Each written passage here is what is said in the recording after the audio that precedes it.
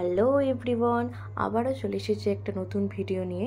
অনেকটা দেরি হয়ে গেল এই ভিডিওটি আপলোড করতে, কিন্তু আশা করছি আগের ভিডিওর মতো এই ভিডিওটাও তোমাদের অনেক কাজে লাগবে এবং তোমাদের জন্য অনেক হেল্পফুল হবে। তো চলো শুরু করা যাক।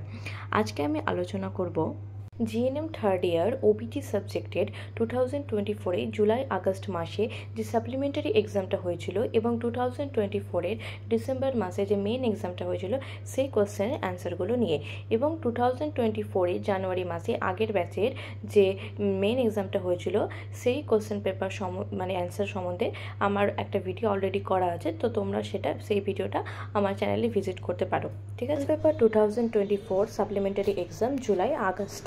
First question, midwifery. Answer: midwifery is the art and science of caring for women under normal pregnancy, labor and the period following childbirth.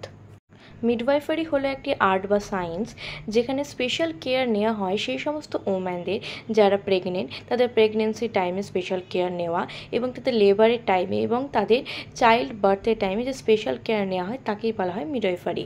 Next question, pre-conception care. Answer: Preconception care is the provision of biomedical and social health intervention to women and couples before conception or pregnancy. প্রেগনেন্সির আগে বা baby concept করার আগে women বা couples ডক্টরের কাছ থেকে যে অ্যাডভাইসটা নেয় প্রেগনেন্সি বিষয়ে, যে স্পেশাল কেয়ারটা নেওয়া হয় সেই কেয়ারটাকে বলা হয় pre conception care. Baby concept করার আগে যে স্পেশাল কেয়ার নেওয়া হয় সেই কেয়ারটাকে বলা হয় pre conception care. Next question, implantation. Answer: It is the process of the embryo attaching itself to the uterine wall or uterine lining. এখানে যে ছবিটা আছে তোমরা দেখতে পাচ্ছ, এমব্রয় বা বেবিটা ইউটেরাসের ফ্যালোপিয়ান টিউবে জাইগোট হিসেবে থাকার পর সেখান থেকে আস্তে আস্তে সরে এসে ইউটেরাসের ইউটেরাইন ওয়ালের মধ্যে এসে অ্যাটাচ হয়েছে। এইভাবে এমব্রয় ফ্যালোপিয়ান টিউব থেকে ইউটেরাসের ইউটেরাইন ওয়ালের মধ্যে এসে অ্যাটাচ হওয়ার যে প্রসেসটা, সেই প্রসেসটাকেই বলা হয় implantation. Next question, polarity. Answer: It is the neuromuscular harmony between upper and lower pole of uterus through the labor.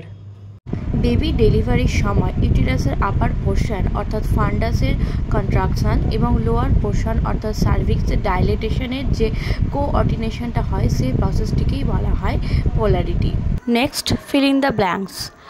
First question, the average duration of third stage of labor is. Answer: 15 minutes. Next, excessive liquid amni is present in case of. Answer: any abnormality in pregnancy. Next, absence of menstruation during pregnancy is known as. Answer: amenorrhea. Next, normal weight of the placenta is. Answer: 500 gram. Next, true false. First question, the process involved in the development of mature ovum is called as spermatogenesis. Answer: false. Next, the edema of the scalp of the fetal head is known as caput scadenum. Answer: true. Concealed menstruation is known as cryptomenorrhea. Answer: true. Next, parvaginal examination is contraindicated in placenta previa. Answer: true. Next আমরা আলোচনা করব 2024 ডিসেম্বরের main এক্সামের question paper নিয়ে। First question, zygote. Answer: After fertilization in the first stage of the conception, the fertilized egg is called as zygote. Sexual ইন্টারকোর্সের সময় যখন sperm ওভামের মধ্যে এসে এন্টার করে তখন সেই ওভামটি ফার্টিলাইজড হয়, অর্থাৎ ফার্টিলাইজেশনের পরে সে ফার্টিলাইজড ওভাম বা এগটিকেই বলা হয় জাইগোট। এই জাইগোট ফার্স্টে দুটো সেলসে ডিভিশন হয়, যেরকমটা তোমরা এই ছবিটায় দেখতে পাচ্ছ, দুটো সেল দেখা যাচ্ছে। এই দুটো সেল ফার্স্টে 4টে এবং 4টে থেকে 8টে এবং 8টা থেকে 16টা সেলসে ডিভিশন হয়, এইভাবে বৃদ্ধি পেতে থাকে। Next question, lie. Answer: Fetal lie refers to the relationship between the longitudinal axis of the baby with respect to the longitudinal axis of the mother. Mother womb বা মায়ের পেটের ভেতর বেবি নর্মালি যে পজিশনে থাকে সেই পজিশনটাকেই বলা হয় ফিটাল লাই। এই ফিটাল লাই অনেক ধরনের হয়, যেমন লঙ্গিটিউডিনাল লাই বা transverse lie.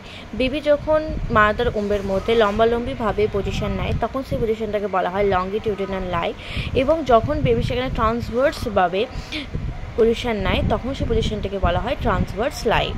Next question, bregma. Answer: bregma is the largest fontanelle of the fetal skull and junction of sagittal, frontal and coronal suture. It is diamond shaped, 2.5 cm long and closes by 18 months of age. ব্রেগমা হলো fetal স্কালের সবথেকে বড় fontanelle এবং এটি sagittal suture, frontal suture এবং কোরোনাল সুচারের মিলিত স্থান বা junction.